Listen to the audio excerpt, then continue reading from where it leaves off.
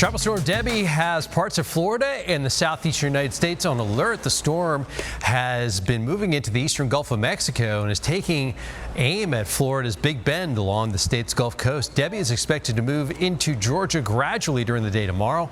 People are getting ready, preparing the sandbags to protect their homes and businesses.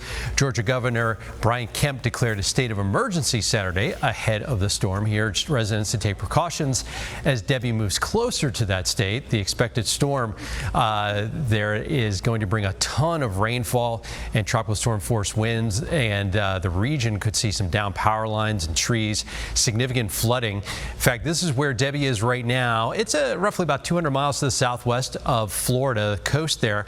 Already seeing some heavy rain right now from about just near Tampa down towards about the Naples area, and this is the flow around the hurricane, so it's bringing these bands up across western Florida. Winds are at 50 miles an hour.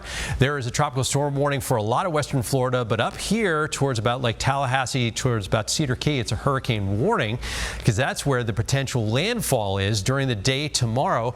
This may become a Category 1 hurricane, and it may make landfall somewhere with winds between 75 and 85 miles an hour just southeast of Tallahassee.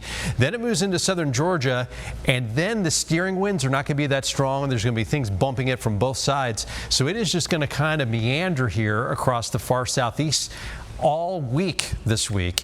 And the reason why the forecast, once we get past about Tuesday, is up in the air is because here are the computer models. And again, we have different areas of high and low pressure surrounding all this, so it's going to knock it back and forth. And look at the computer model solutions past about Tuesday. So essentially, it may kind of fizzle and move back towards the west. It may hold together and go up by Norfolk or Hatteras. By the time it gets there, though, it would be in a much weaker form.